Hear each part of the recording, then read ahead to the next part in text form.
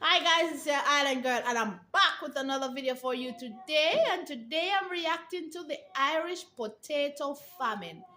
Now I don't know much about this. As you all know, this is a channel where I'm learning as I go. Everything that has to do with the UK, I'm here for it. Europe side, it's a learning process for me, so I'm not going to sit here and pretend as if I know. So I'm going to see what this is all about. So for those who are new here, come on in, wrap back, relax, and let me know what you think in the comment section. To all my regular schmegglers, day one, sweetie pie, sweetie poos, come on in, wrap back, put a smile on your face, and enjoy. Without further ado, let's go into this video. Here we go now. All right. This is a story about Ireland, and it's a story about an event that you've probably heard of, but might not know much about. It's usually called the Irish Potato Famine. In most history books, the Irish Potato Famine doesn't get a lot of attention. At most, it appears as a pretty simple story to explain Irish migration abroad. In the beginning, Irish people depended on the potato for food. Then there was a potato disease. Many Irish died, and others migrated abroad on what they called coffin ships to England, Scotland, Australia, and North America. But the story of the famine is a lot more complicated and a lot more disturbing than that. It was much less natural and much more artificial than you might think, and it all goes back to a man named Thomas Malthus.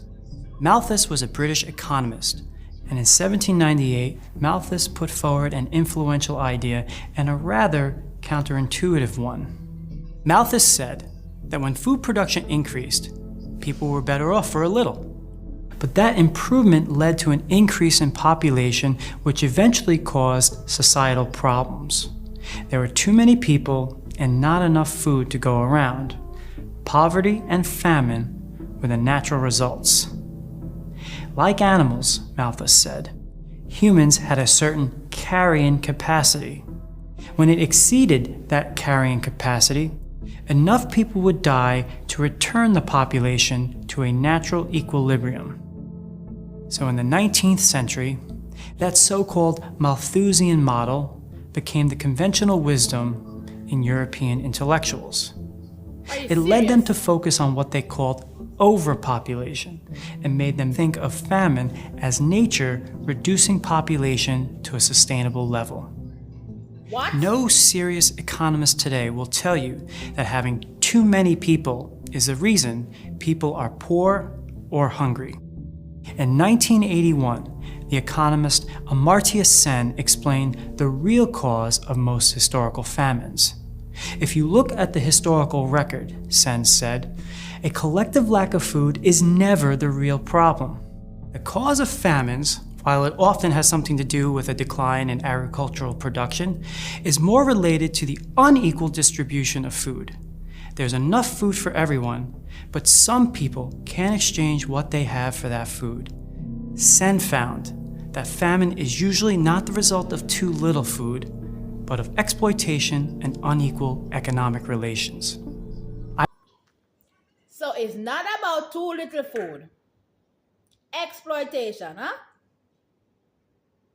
Listen to me, man. Yeah. Let's continue. Irish people were the other, against whom the British could define themselves. They were viewed as lazy, barbaric, barely human. Ireland itself was run as a colony for the emerging class of British capitalists. While England was rapidly becoming the wealthiest country in the world, Ireland was kept incredibly poor. The population was almost entirely composed of peasants. The large majority of all houses were huts made of mud. And the land those peasants lived on was owned almost entirely by absentee English landlords who never visited Ireland and extracted exorbitant amounts in rent. Even the British government regarded these landlords with disdain, calling them, quote, the most oppressive species of tyrant that has ever lent assistance to the destruction of a country. So most Irish people were on a treadmill of extreme poverty. They were the most destitute people in all of Europe. In many districts, one government report found, their only food is the potato, their only beverage, water, a bed or a blanket is a rare luxury. And that part about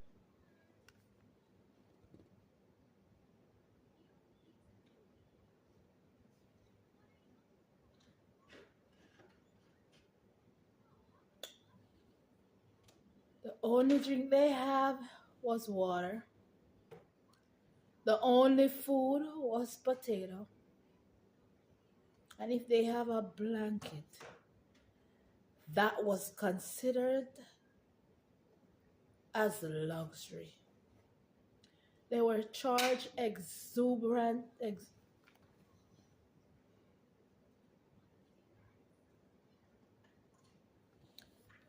Wow. part about the potato is especially important. Ireland has a lot of fertile soil and a topography that is ideal for grazing cattle. But when the British came in and colonized Ireland, they systematically took that land and used it to produce beef for the domestic English market. And so the economically poor Irish turned to the potato, a versatile crop that could be grown in large numbers on bad soil. And while the potato was adaptable, it was also really unreliable. There had been widespread potato failures pretty much every other year in the 19th century. And in the 1840s, a new potato disease, originally from North America, arrived in Europe. Huge potato crop failures sprung up in northern France, in Belgium, and in the Netherlands. But none of those places were as dependent on the potato as a source of food as was Ireland. So when the disease got to Ireland in the 1840s, the results were devastating. In 1845, about a third of the Irish crop was destroyed. By 1846, 75% of it was gone. Hunger spread rapidly with unprecedented severity. This period became known in Ireland as An Drachil, the bad life. But as Amartya Sen observed, this wasn't just about a pure lack of food. In fact, during the entire period of the famine, Ireland was continuing to export food out of the country. Enough cows, sheep, pigs, and grain were being shipped out of Ireland that could feed the Irish population twice over. But the British government refused to do anything about it. Soon, the Irish began begging their British overlords for relief. And early on, the Conservative Party government, then the representatives of the old British aristocracy, had a fairly sympathetic response. They bought food from America and brought it to Ireland, distributing it to the poor. But in 1846, a different party, the Whigs, came to power in Britain. And the Whigs did not have the sort of aristocratic paternalism that the Conservatives had. They were advocates of a philosophy called laissez-faire, the idea that the free market, left alone, would solve virtually any problem. So the person they put in charge of famine relief in Ireland was a man named Charles Trevelyan. Trevelyan had been a colonial administrator in India, and he was a big believer in those Malthusian ideas about population. He didn't really want to stop the starvation. He thought it was, well, necessary. The famine, Trevelyan said, was, quote, Are you serious? You're telling me that they rather import food? So many people died, and you're telling me that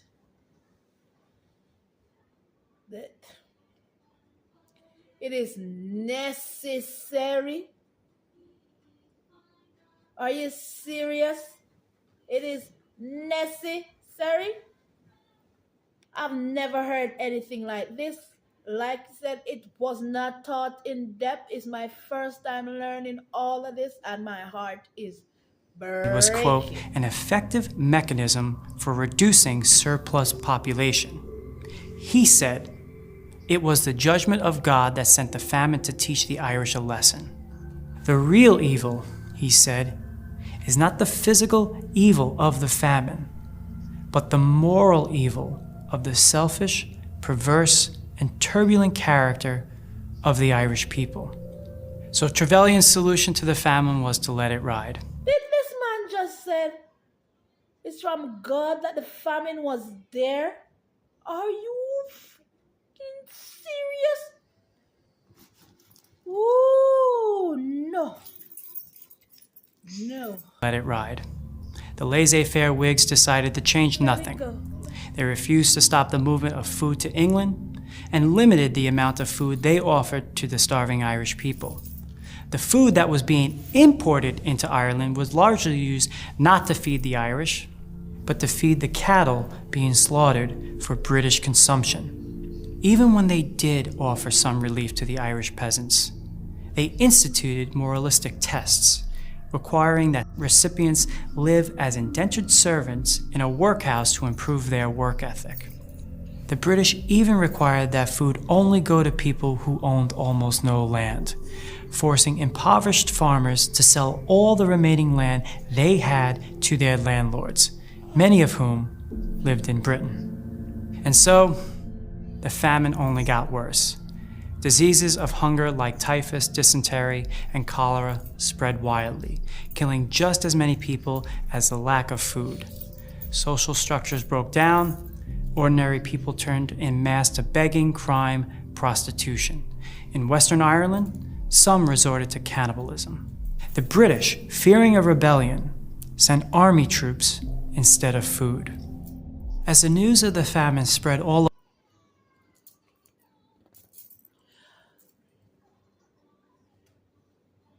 Oh, my word.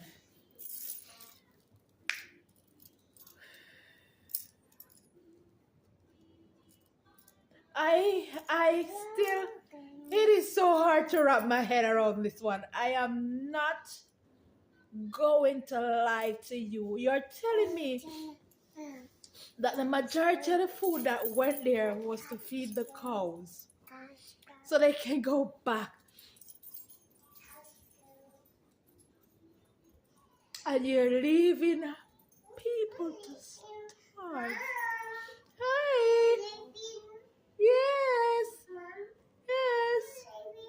Yes, we're going to leave. You're leaving? Bye. See you later.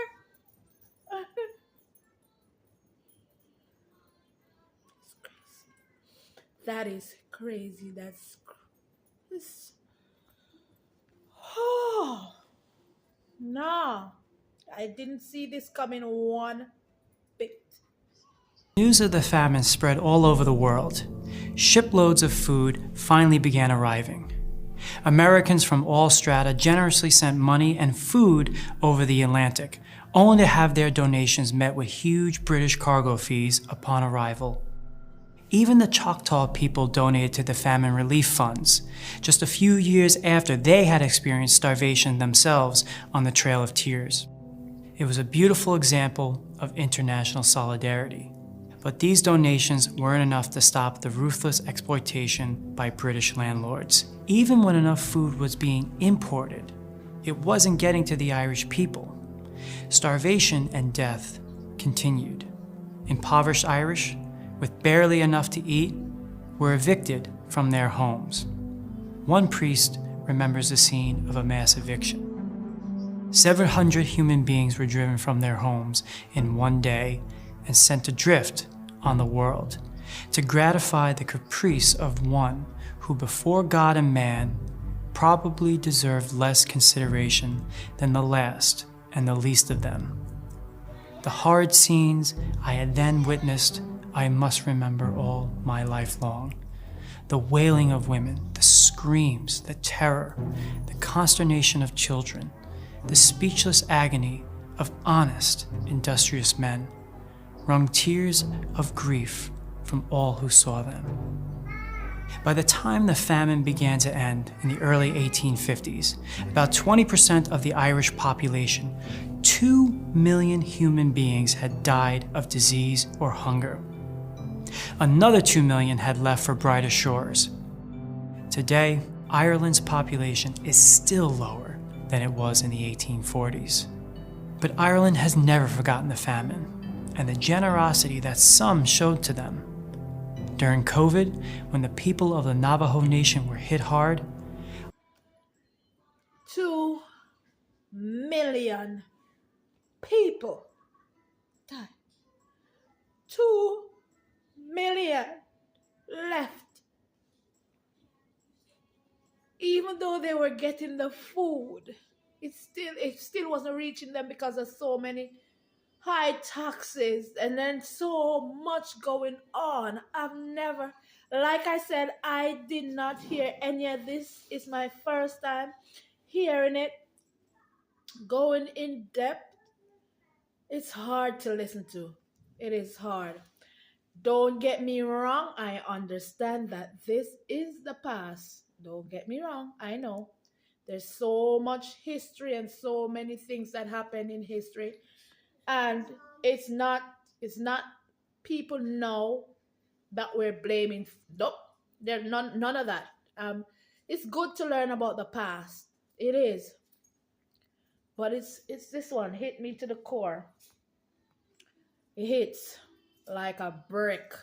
hit hard, Ireland repaid their kindness shown to them during the famine by raising $2 million. And Ireland has never forgotten those who did not help them, the British government, and all those who valued profits over humanity. As the British historian A.J.P. Taylor would later write, the English governing class had the blood of 2 million Irish people on their hands. All Ireland was a Belsen. I'm Rory Duffy, professor of history and filmmaker for the Gravel Institute. Oh my word. This right here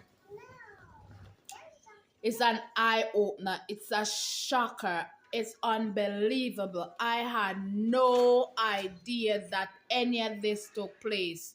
No idea whatsoever.